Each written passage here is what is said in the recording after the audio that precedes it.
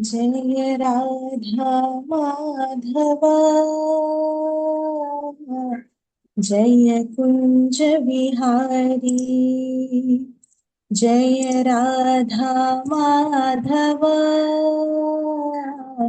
जय कुंज विहारी।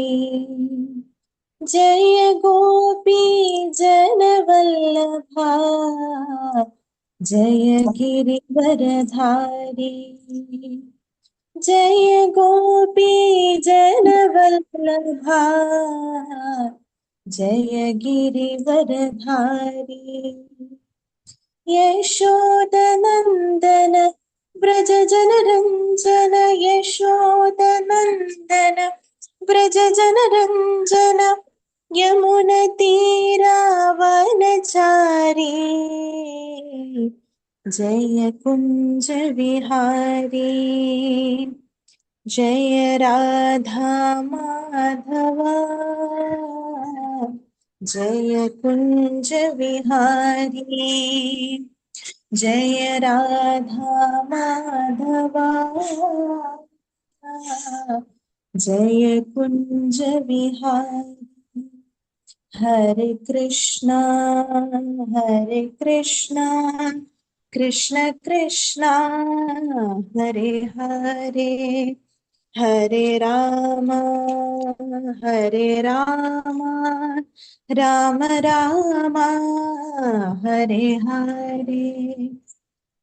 हरे कृष्णा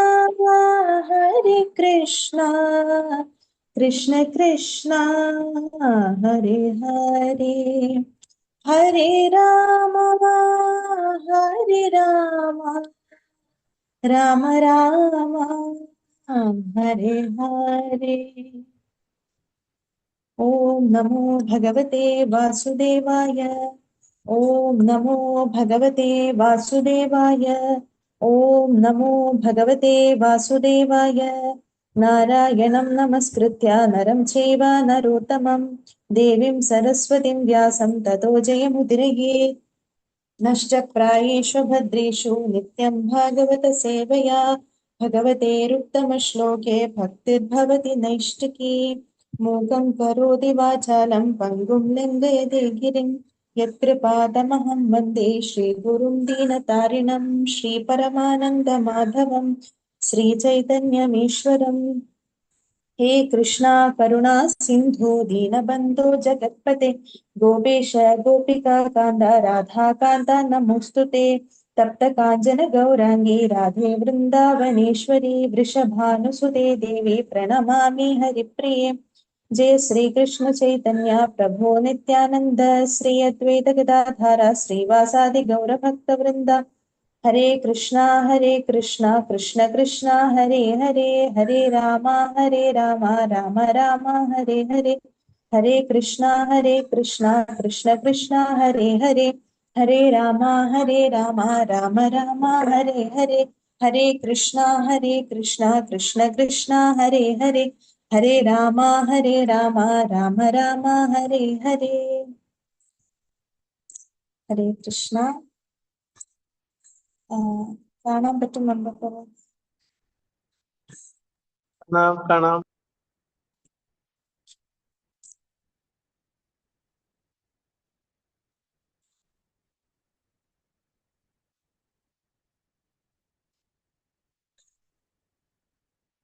ഹരേ കൃഷ്ണ.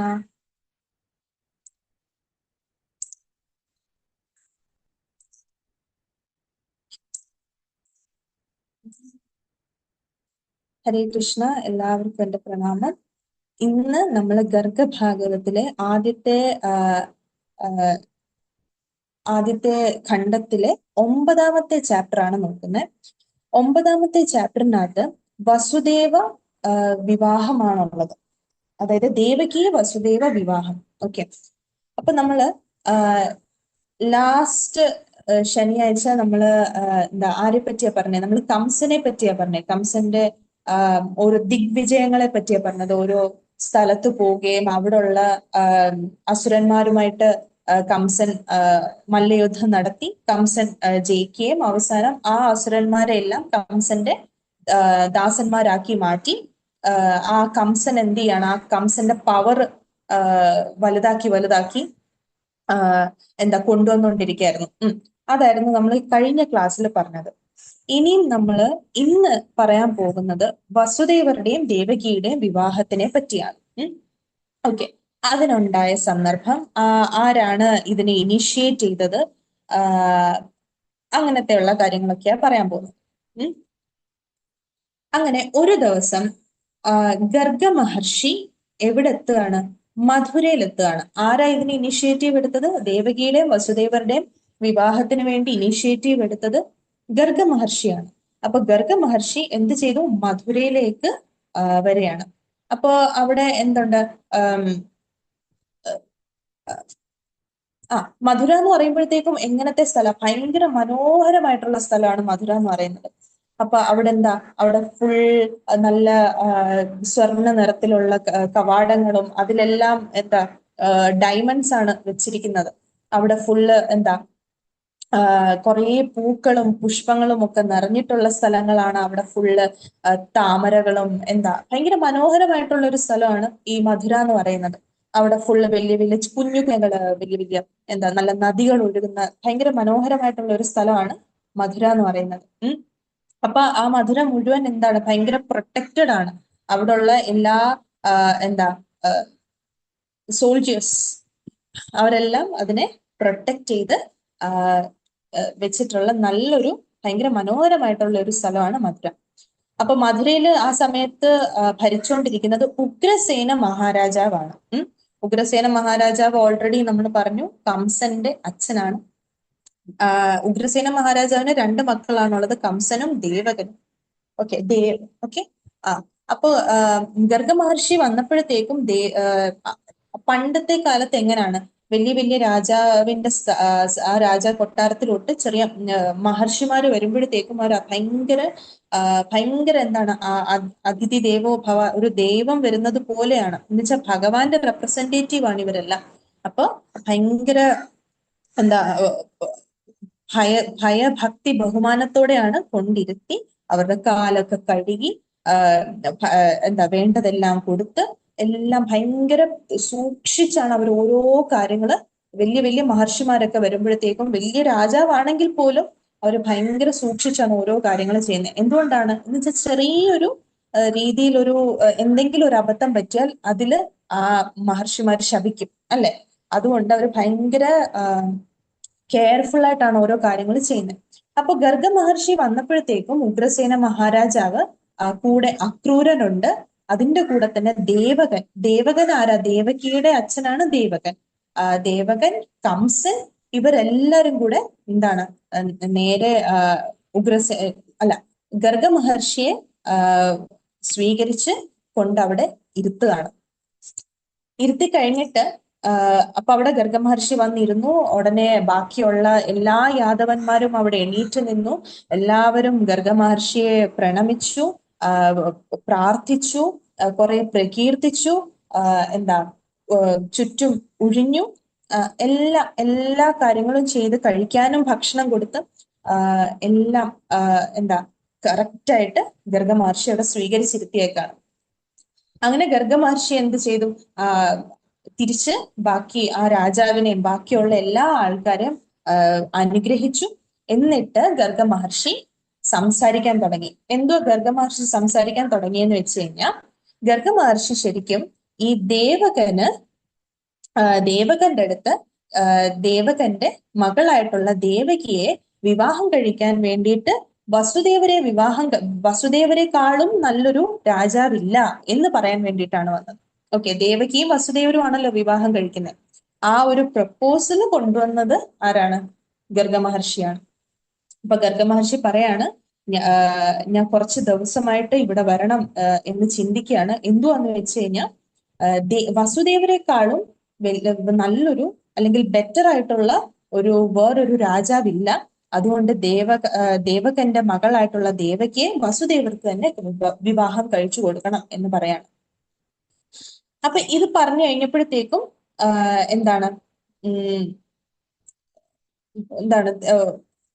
ദേവകന് ഭയങ്കര സന്തോഷമായി. ദേവകന് ഭയങ്കര സന്തോഷമായി. ഉടനെ തന്നെ അതിന് വേണ്ട കാര്യങ്ങൾ ചെയ്യാൻ തുടങ്ങുകയാണ്. അങ്ങനെ വസുദേവരുടെയും ദേവകിയുടെയും വിവാഹം ഗർഗ മഹർഷി പറഞ്ഞതനുസരിച്ച് എല്ലാവരെയും വിളിച്ച് ദേവക മഹാരാജാവ് അതവിടെ നടത്തി കൊടുക്കുകയാണ്.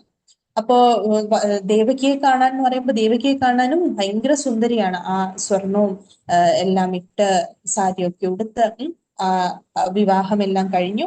അത് കഴിഞ്ഞിട്ട് അവര് രഥത്തിൽ കയറി തിരിച്ച് വസുദേവരുടെ ആ രാജ്യത്തിലേക്ക് പോവുകയാണ്. ഓക്കെ, എല്ലാവർക്കും ഇത് മനസ്സിലാവുന്നുണ്ടല്ലോ. അപ്പൊ നമ്മൾ ആദ്യം പറഞ്ഞത് ഗർഗ മഹർഷി മധുര രാജ്യത്തേക്ക് വരുന്നതാണ്. മധുര കാണാൻ നല്ല രസമാണ്. അങ്ങനെ ദേവകിയുടെ വസുദേവരുടെ വിവാഹവും കൂടെ കഴിയാണ്. ഓക്കെ, അപ്പോ ഇതിനകത്ത് കംസന് ദേവകിയെ ഭയങ്കര ഇഷ്ടമാണ്. എന്ന് വെച്ചാൽ കംസന്റെ സഹോദരിയാണല്ലോ ദേവകി. അപ്പൊ കംസന് എന്താണ് ഭയങ്കര ഇഷ്ടമാണ് ദേവകിയെ. എന്നുവെച്ചാ കുഞ്ഞിനെ പോലെ അല്ലെ സ്വന്തം മകളെ പോലാണ് കംസൻ ദേവകിയെ കാണുന്നത് എന്നുവെച്ചാ. ഓക്കെ, അപ്പോ എന്താ അപ്പോ ദേവകിയുടെ വിവാഹമൊക്കെ കഴിഞ്ഞു കഴിഞ്ഞാൽ തിരിച്ച് എന്താണ് വരന്റെ വീട്ടിലോട്ട് പോകുമ്പോഴത്തേക്കും കംസൻ എന്ത് ചെയ്യാണ്? കംസനാണ് ദേവകിയും വസുദേവരും ഇരിക്കുന്ന രഥം ഓടിക്കുന്നത്. എന്ന് വെച്ചാൽ ആ ദേവകിയോടുള്ള വാത്സല്യം കാരണം, അത്രയും സ്നേഹമായതുകൊണ്ട് കംസനാണ് ആ കുതിരവണ്ടി ഓടിക്കുന്നത്. എന്ന് വെച്ചാൽ ദേവകിക്ക് വിഷമം വരരുതല്ലോ അവിടെ എത്തിക്കഴിഞ്ഞിട്ട് പിന്നെ. അതുകൊണ്ട് കംസനാണ് ഓടിക്കുന്നത്. പക്ഷേ ആ സമയത്താണ് എന്ത് ചെയ്യാ ആ സമയത്താണ് അവിടെ എന്ത് വരുന്നത്? അശരീരി കേൾക്കുന്നത്. അപ്പൊ ദേവകനാണെങ്കിലും ഭയങ്കര സ്നേഹത്തോടാണ് ഈ ദേവകിയെ കല്യാണം കഴിച്ചു വിടുന്നത്. എന്ന് വെച്ചാൽ കുറെ സ്ത്രീധനം ഒക്കെ കൊടുത്ത്, കുറെ പശുക്കള്, ആനകള്, വലിയ വലിയ രഥങ്ങള്, കുറെ ദാസിമാര്, ഇവരെ എല്ലാരെയും കൂടെ ഒരുമിച്ചാണ്. എന്ന് വെച്ചാൽ ദേവകിക്ക് ഒരു കുറവും വരരുത് എന്ന് വിചാരിച്ചിട്ടാണ് ദേവകിയുടെ കൂടെ ഇത്രയും സാധനങ്ങളും കൂടെ കൊടുത്തു വിടുന്നുണ്ട്. അങ്ങനെ ഭയങ്കര സന്തോഷത്തോടെ എല്ലാവരും പോകുന്ന സമയത്താണ് എന്ത് നടക്കുന്നത്? അവിടെ ആ അശരീരി കേൾക്കുന്നത്. അപ്പൊ എന്തു അശരീരി പറയുന്നേ? കംസന്റെ അടുത്താണ് അശരീരി ഈ പറയുന്നത്. എന്താ? ഹേ മൂഢനായിട്ടുള്ള കംസ, ഹേ വിഡ്ഢി, അതായത് നീ ഇപ്പം ഈ രഥം ഓടിച്ചുകൊണ്ട് പോകുന്ന ആ രഥത്തിലിരിക്കുന്ന ആ കുട്ടിയുടെ 8ാമത്തെ പുത്രൻ നിന്നെ വധിക്കും. ഓക്കെ, അപ്പൊ ഇതാണ് അശരീരി. എന്തോ അശരീരി പറഞ്ഞേ? ഹേ വിഡ്ഢിയായ കംസ, നീ ഇപ്പം ഈ സന്തോഷത്തോടെ ഈ കൊണ്ടുവിടുന്ന ഈ കുട്ടിയുടെ 8ാമത്തെ പുത്രൻ നിന്നെ വധിക്കും എന്ന് പറയാണ്. അപ്പൊ ഇത് കേട്ട് കഴിഞ്ഞപ്പോഴത്തേക്കും അപ്പൊ നമുക്കറിയാം കംസനാണ്. കംസൻ ഒരു എന്താ ആരാ? കംസൻ ആരാ? കംസൻ ഒരു ഡീമൻ ആണ് അല്ലെ, ഒരു അസുരനാണ് കംസൻ. അപ്പോ എത്ര നല്ല സ്വഭാവമാണെങ്കിൽ പോലും പെട്ടെന്ന് ഒരു ചെറിയ കാര്യം മതി കംസനെ വേറൊരു മനുഷ്യനാക്കി മാറ്റാൻ. എന്ന് വെച്ചാൽ സ്വഭാവം മാറാൻ ചെറിയൊരു കാര്യം മതി. അപ്പൊ ഇത്രയും സ്നേഹമുള്ള ആ സഹോദരിയുടെ വിവാഹത്തിന്റെ അന്ന് ഒരു വിഷമവും വരാതെ ആ ഭർത്താവിന്റെ വീട്ടിലോട്ട് കൊണ്ടുപോകേണ്ട ആ കംസൻ ഉടനെ തന്നെ പെട്ടെന്ന് സ്വഭാവം മാറി. ഇത് കേട്ടപ്പോഴത്തേക്കും ഭയങ്കര ദേഷ്യം വന്നിട്ട് ഉടനെ കംസൻ എന്ത് ചെയ്യാണ്? കംസൻ ദേവകിയുടെ മുടിയെ പിടിച്ച് വലിച്ച് കയ്യിലിരുന്ന ആ ഒരു വാളെടുത്ത് ഉടനെ പെട്ടെന്ന് ദേവകിയെ കൊല്ലാൻ നോക്കുകയാണ്. എന്നുവെച്ചാൽ ഒട്ടും കരുണയില്ലാതെ കംസൻ ഉടനെ പെട്ടെന്ന് എല്ലാവരുടെ മുമ്പിൽ വെച്ചിട്ട്, അവിടെ ആരൊക്കെയുണ്ട്? ദേവകനുണ്ട്, ബാക്കി ആ നാട്ടുകാർ മുഴുവനുണ്ട്, അവിടെ നാദസ്വരവും ഒക്കെ വായിച്ചുകൊണ്ടിരിക്കുകയാണ്. അപ്പൊ അതെല്ലാം പെട്ടെന്ന് സ്റ്റോപ്പായി. അവിടെ കല്യാണത്തിന് നമ്മൾ പോകുമ്പോൾ കേട്ടിട്ടില്ല, നാദസ്വരവും ചെണ്ടയും ഒക്കെ കാണും. അതെല്ലാം പെട്ടെന്ന് സ്റ്റോപ്പായി. എന്നിട്ട് കംസൻ പെട്ടെന്ന് മുടിയെ പിടിച്ച് വലിച്ച് ഉടനെ ദേവകിയെ കൊല്ലാനായിട്ട് ഒരുങ്ങാണ്. ആ സമയത്ത് എന്ത് ചെയ്യാണ്? പെട്ടെന്ന് വസുദേവർ എന്തെങ്കിലും അപ്പൊ ചെയ്താലേ പറ്റൂ. അല്ലെങ്കിൽ ഇപ്പം മുമ്പില് ദേവകിയുടെ ദേവകി മരിച്ചു കിടക്കുന്നത് കാണേണ്ടി വരും. അപ്പൊ വസുദേവര് ഭക്തന്മാരിൽ ശ്രേഷ്ഠനായിട്ടുള്ള വസുദേവര് പെട്ടെന്ന് തന്നെ ഭഗവാൻ മനസ്സിൽ തോന്നിക്കുകയാണ് എന്തുവാ പറയേണ്ടതെന്നുള്ളത്. ഉടനെ തന്നെ ആദ്യം കംസനെ തണുപ്പിക്കാൻ നോക്കുകയാണ്. എങ്ങനെ കംസനെ തണുപ്പിക്കുന്നത്? കംസനെ ആദ്യം പ്രകീർത്തിക്കുവാണ്. ഹേ ഭോജരാജാവേ, ഉം. ഈ ഭോജരാജാവിന് ഈ ഭോജരാജ ആ ഭോജ ഡൈനാസ്റ്റിയില് ഏറ്റവും എന്താ എന്താ മഹത്വപൂർണമായിട്ടുള്ള വ്യക്തിത്വമാണ് കംസൻ. ആ കംസൻ ഈ നരകാസുരൻ, ജരാസന്ധൻ, ബകാസുരൻ, വത്സാസുരൻ, ബാണാസുരൻ ഇവരെ ഇത്രയും വലിയ വലിയ അസുരന്മാരുമായിട്ടും എന്താ മല്ലയുദ്ധം നടത്തി ജയിച്ചിട്ടുള്ള ആളാണ് അങ്ങ്. എന്നിട്ട് ആ ആളാണോ ഇപ്പം സ്വന്തം സഹോദരിയെ ആ സഹോദരിയുടെ വിവാഹത്തിന്റെ അന്ന് ഇങ്ങനെ കൊല്ലാൻ പോകുന്നത്. എന്നിട്ട് നമ്മൾ അന്ന് കംസന്റെ ദിഗ്വിജയം പറഞ്ഞപ്പോ പറഞ്ഞു, അവസാനം പറഞ്ഞു ബകാസുരന്റെ സഹോദരിയാണ് പൂതന. അപ്പൊ ബകാസുരനെ തോൽപ്പിച്ചു കഴിഞ്ഞിട്ട് പൂതന ഉടനെ കംസനുമായിട്ട് യുദ്ധം ചെയ്യാനായിട്ട് വരുന്നുണ്ട്. ആ സമയത്ത് കംസൻ എന്തോ പറഞ്ഞത്, ഞാൻ സ്ത്രീകളുമായി എന്താണ് കംസന് സഹോദരിയെ പോലാണ്, അതുകൊണ്ട് ഒരിക്കലും ഞാൻ അങ്ങനെ ചെയ്യത്തില്ല എന്ന് അന്ന് പറയുന്നുണ്ട്. അപ്പൊ വസുദേവർ ഉടനെ അത് പറയാണ്. എന്തോ പറയുന്നേ, നേരത്തെ ഒരു സമയത്ത് അങ്ങയുടെ ദിഗ്വിജയത്തിന്റെ അന്ന് പൂതന അങ്ങയുമായിട്ട് യുദ്ധം ചെയ്യാൻ വന്നപ്പോഴത്തേക്കും അങ്ങ് എന്താണ് ചെയ്തത്, അന്ന് അങ്ങ് എന്താണ് പറഞ്ഞത്? പൂതന അങ്ങയ്ക്ക് സഹോദരിയെ പോലായതുകൊണ്ട് ഒരിക്കലും പൂതനയുമായിട്ട് യുദ്ധം ചെയ്യത്തില്ല എന്നാണ് അങ്ങ് പറഞ്ഞത്. പക്ഷെ അതുകൊണ്ട് ഈ ദേവകി അങ്ങയുടെ സ്വന്തം സഹോദരിയാണ്, എന്നിട്ടാണോ അങ്ങ് ഇങ്ങനെ ഇപ്പം പെരുമാറുന്നത് എന്ന് വസുദേവര് പറയാണ്. എന്നിട്ട് വസുദേവര് പറയുന്നു, അതും ഈ ദേവകിയെ അങ്ങ് വധിക്കാൻ പോകുന്നത് ദേവകിയുടെ വിവാഹത്തിന്റെ ദിവസം തന്നെ.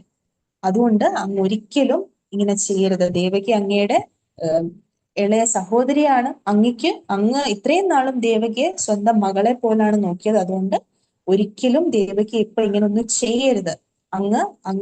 അങ്ങേ തന്നെ ഒന്ന് ചിന്തിച്ചു നോക്കൂ എന്ന് വസുദേവർ ഉടനെ പറയാണ്. അപ്പൊ ഇതൊന്നും കേട്ടിട്ട് കംസൻ അങ്ങോട്ട് ശരിയാവുന്നില്ല. കംസൻ അങ്ങോട്ട് എന്താണ് ആ ഒരു ദേഷ്യം കൺട്രോൾ ചെയ്യാൻ പറ്റുന്നില്ല. എന്നിട്ട് പിന്നെയും വസുദേവർ എന്താ സംസാരിക്കാൻ, എങ്ങനെ ഒന്ന് സമാധാനപ്പെടുത്തും എന്ന് വിചാരിച്ചുകൊണ്ടിരിക്കുകയാണ്. അപ്പോഴാണ് വസുദേവര് അവസാനം പറയാണ്, ഇപ്പം ഈ അശരീരി അങ്ങ് കേട്ടിടത്തോളം ഒരിക്കലും ദേവകി അങ്ങേ കൊല്ലുമെന്ന് അശരീരി പറഞ്ഞിട്ടില്ല. ദേവകിയുടെ 8ാമത്തെ പുത്രനാണ് അങ്ങേ വധിക്കാൻ പോകുന്നത്. അതുകൊണ്ട് എപ്പോഴൊക്കെ ദേവകിക്ക് ഒരു കുട്ടി ജനിക്കുന്നുണ്ടോ അപ്പോഴെല്ലാം ഞാൻ ഉറപ്പായിട്ടും അങ്ങേക്ക് ആദ്യം ആ കുട്ടി ജനിച്ച ഉടനെ അങ്ങേക്ക് ഞാൻ ആ കുട്ടിയെ സമർപ്പിക്കാൻ പോവാണ്. അങ്ങ് എന്ത് വേണേലും ആ കുട്ടിയെ ചെയ്തോ, പക്ഷെ ഇപ്പം അങ്ങ് ദേവകിയെ വധിക്കരുത് എന്ന് പറഞ്ഞാണ് ഈ ഒരു അധ്യായം തീരുന്നത്. ഓക്കെ. അപ്പോ ഉടനെ ആ വസുദേവർ എന്ത് ചെയ്യാണ്, ആ സമയത്ത് വസുദേവരും ഉടനെ കംസനെ അടിക്കാനോ വഴക്കുണ്ടാക്കാനോ അങ്ങനൊന്നും അല്ല പോയത്. ഉടനെ വസുദേവര് അവിടെ കാര്യം പറഞ്ഞ് മനസ്സിലാക്കുകയാണ് ചെയ്തത്. ഓക്കെ. അപ്പൊ അങ്ങനെയാണ് ദേവകിയുടെയും വസുദേവരുടെയും വിവാഹം നടക്കുന്നതും. ഇത് കഴിഞ്ഞിട്ടാണ് ഉടനെ തന്നെ കംസൻ വസുദേവരെയും ദേവകിയെയും കാരാഗ്രഹത്തിൽ അടയ്ക്കുകയും ചെയ്യുന്നത്. ഹരേ കൃഷ്ണ. അപ്പൊ ഇത്രയാണ് ആ ഒരു അധ്യായത്തിലുള്ളത്. ബാക്കി അടുത്ത അധ്യായം വലിയൊരു അധ്യായമാണ്. അതുകൊണ്ട് ഞാൻ ഇപ്പം ഇവിടെ നിർത്തുകയാണ്. ഹരേ കൃഷ്ണ പ്രഭു. ഹരേ കൃഷ്ണ. കമന്റ്സ്